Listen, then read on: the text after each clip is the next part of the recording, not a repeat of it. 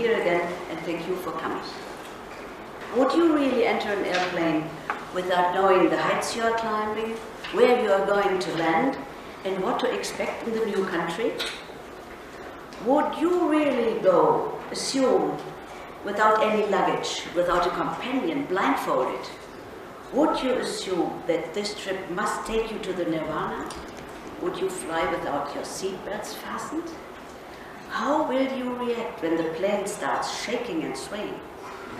What will happen when things get really uncomfortable, when you get frightened, when you finally are convinced the plane is crashing and your blood freezes?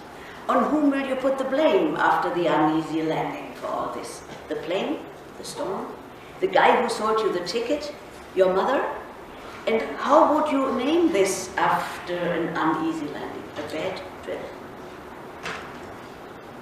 Just ausdrücken. There are those journeys who bring you close to enlightenment, where you are in an oceanic state of being, in unity with yourself, the universe, in pure consciousness, love, and peace.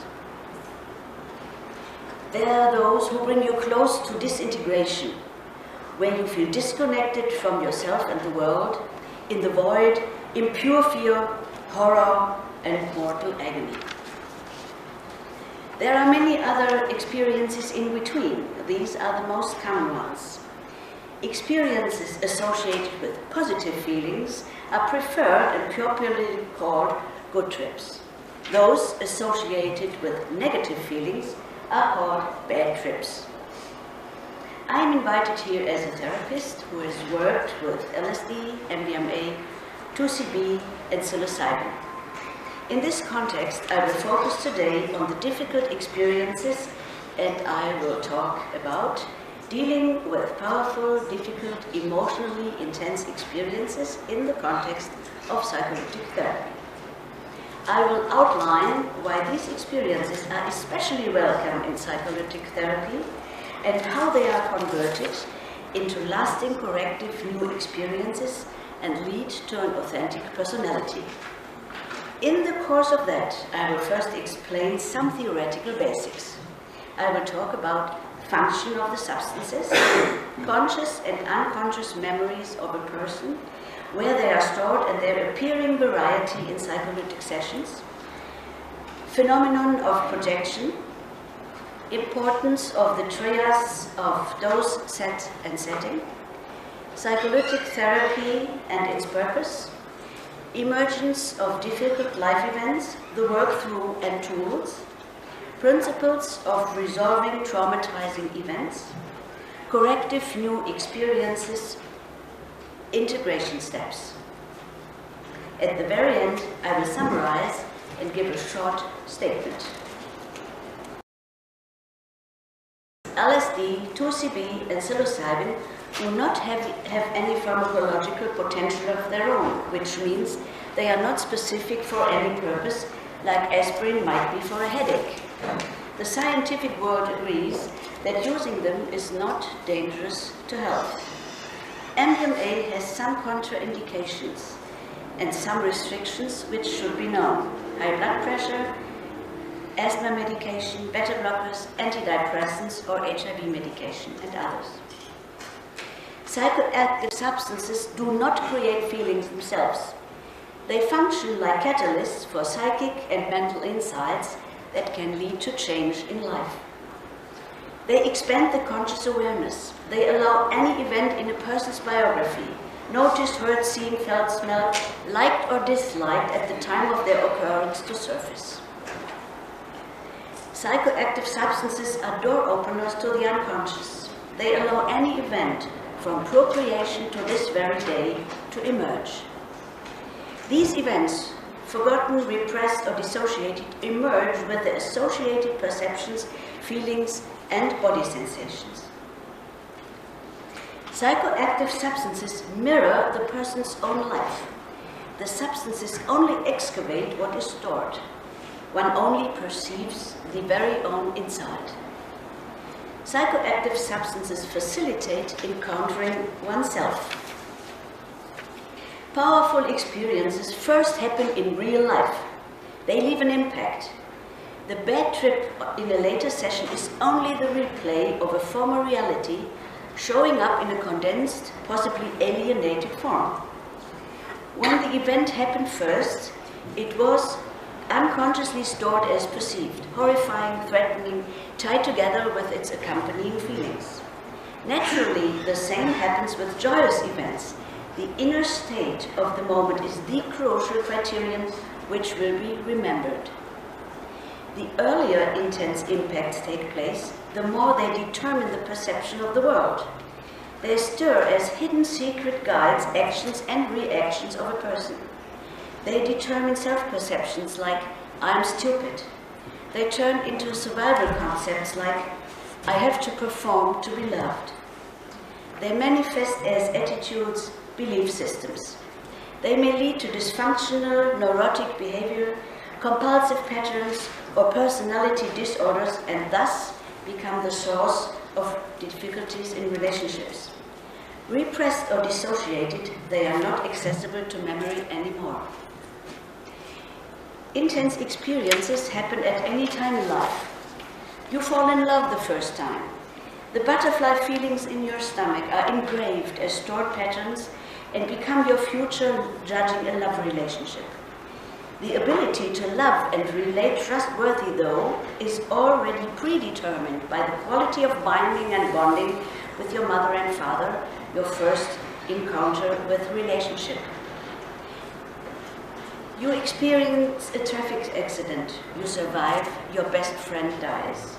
The freeze shock will be stored, conscious and unconsciously, depending on the impact. The event might even be dissociated. Psychoactive substances only convey and reveal a person's own psychic material. This can manifest itself in a session through thoughts, convincing insights, images, feelings, body sensations, and many other different states of being. Contents of experiences may appear clearly and may easily be understood as the personal biographical scenes. But they may also show up metaphorically through strange images so that they need to be decrypted.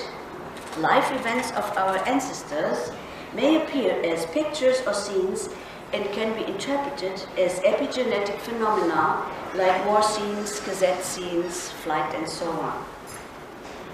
Contents of experiences may appear repeatedly with vague feeling, strange body sensations, blurred images. These often point to very early formative, pre-verbal, intrauterine or perinatal experiences or to dissociated biographical events. They too need to be decoded, put into words. Sometimes this is possible already on the session, sometimes only afterwards. All of these need to be identified, worked through, and assigned to the underlying event. Contents of stress-associated feelings can show in form of body reactions such as shaking, trembling, or freezing. The attached, difficult feelings can emerge at the same time or later. Dissociation mostly shows up first as confusion, agitation, disconnectedness, or unspecific unease. The client will report that nothing is happening, or he complains to have received an ineffective low dose. It is necessary to stay with him, help discover the underlying event, and reconnect carefully with the associated feelings before reliving the experience and then letting it go. Psychedelic experiences open the unconscious, stir up all kinds of memories, and thus mirror the inside of a person. To put it in one sentence, all you need is you, and yourself. Unfortunately, it is not common knowledge that the contents of experiences only belong to the person himself. Not being aware of this, a client will assume that images or feelings exist outside of him and come from the outside. He will deny their existence within himself and attribute them to others. This is called projection. Without guidance on how to work with a substance, He will react on upcoming emotionally difficult issues the same way as initially, and thus come into a re-traumatization. Sensations like fear, anxiety, sad or painful memories, body pain or nausea are generally unwelcome. Called negative feelings, they will be fought off and rejected. This worsens an already bad condition on a session. Images read as coming from the outside are named hallucinations, seeing something that is not there. When they are scary, people become afraid of their own inner life. Every person taking a psychoactive substance needs to be familiar with this phenomenon of projection and must learn not to react, especially to unpleasant feelings and images. Otherwise, his venture will go into a bad trip. Among other preconditions, a real good bad trip starts out of projection. The dose of a known substance should match exactly to the client's needs. His previous experiences and his intention should be considered. In general, the principle of Paracelsus applies. The dose makes the poison, especially with LSD and psilocybin. Everything concerning the client is called set. The client must be prepared, he must have an intention, and he needs to feel safe. Everything concerning the therapist is called setting. His professionality and the ambience and atmosphere he offers must be up to the task. The controlled setting, the so-called controlled setting, fulfills the conditions of those set and setting. The controlled setting is the precondition and the centerpiece of psychoanalytical therapy. The use of psychoactive substances enables access to the unconscious, elucidation of the conscious, contact with the collective knowledge and the mystical. It paves the way to integration of what has been perceived, frightening or blissful, and in the end, to the authentic self. The main goal is a change in life for the better. Integration through working through any kind of psychic disorders, harms, insults, painful experiences, traumatizing events and their after effects like neurosis and the post-traumatic stress disorder. It is the reintegration of dissociated parts of the personality. Insofar, it does not differ much from conventional therapy. It is also about climbing the steep ladder of self-knowledge from the valley of unconscious disturbances to becoming aware of one's own inherent qualities, and it is about seeking a way to move towards a sustainable change in the values of your life. This is the moment to mention the ongoing studies with MDMA on post-traumatic stress disorder all over the world and to thank all participants. Since bad trips in real life control us secretly, and since the substances give access to their not consciously known psychic impacts, we welcome difficult, emotionally intense experiences to emerge. The goal for the client is to gain a deep understanding of and agreeing to the past situation, its participants and the circumstances, and thus reach a different point of view. Moreover, many a client may get an understanding of the roots of his various addictions.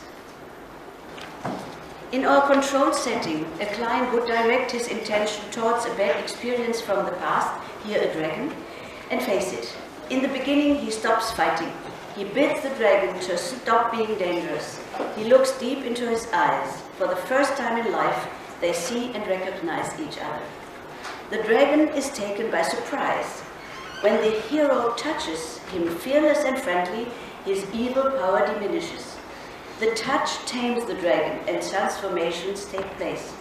The chain that has tied the two together dissolves and the dragon transmutes into the enormous force of the client which had been frozen by fear.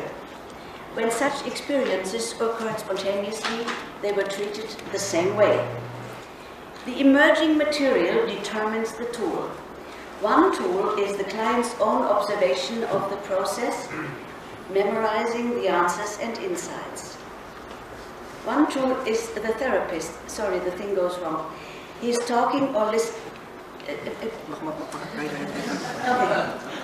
Answering questions. Here we have family constellation, which shows the dynamics of a system. Here is life body work in the as-if-now modus for traumatizing events. There is the group interaction to represent the world and give support. Naturally, there is music. Not only difficult experiences must emerge completely. For final integration, they have to be worked through, sometimes a couple of times. They must be understood and agreed to on the body, mind, and soul level. The traumatizing event links with the perception, reaction, the associated feelings and sensations of the moment. Whenever a trigger is perceived, unconscious association arises and the system reacts in its specific way. To resolve the link between the identified traumatic event and the associations must be cut. The cutting needs an environment of trust. For reliving, the client's grown-up part stays in contact with the therapist. The hurt child remains in contact with its feelings and perceptions. By reliving and acknowledging the event to be over, the cut is done. This might be expressed in sentences like, "This is how it was. It is history now. I can memorize it without being carried away." To achieve a sustainable change in life after this process, the client now must develop new patterns, exercise them, and reorganize his daily life. Corrective new experiences can arise from insights that you are able to feel, that you are able to love, that you are not alone, that you are able and that you are a lovable person yourself. Another important healing experience is to develop the courage to open up and to find out that you are not hurt by daring this, or to even make friends. Complete integration means reaching a grown-up state of being. The first step on the session itself is to rationally and emotionally take in the event, reliving the emotions and cut the emotional link between the two. Expressing the process in the sharing, writing in minutes, and a therapeutic meeting in between sessions represent the meta level. These are the second, third, and fourth step on the integration ladder. The fifth step is attentiveness in daily life to detect traces of old reactions and the courage to change them. When difficult feelings transmute into serenity, they become an integrated part of personality. This is the sixth step. Generally speaking, psycholytic therapy helps integrate the shadows, leading to less projections in everyday life. Bad trips in real life result in suffering and fighting. To bring this to an end, we want to resolve them in psycholytic therapy. The door openers to the unconscious facilitate their lively emergence. The substances, the personal work, and the tools help dissolve all and allow corrective new experiences to happen. Thus, stumbling stones that bad trips are made of will slowly turn into stepping stones, which you will climb towards your authentic personality with a suitcase full of practical self-help, like attentiveness for the body, mental awareness, understanding, and compassion for yourself and the other. I am sure that you are people who prefer meaningful journeys instead of recreational trips. You will carefully choose destination, route, and the best, not the cheapest way.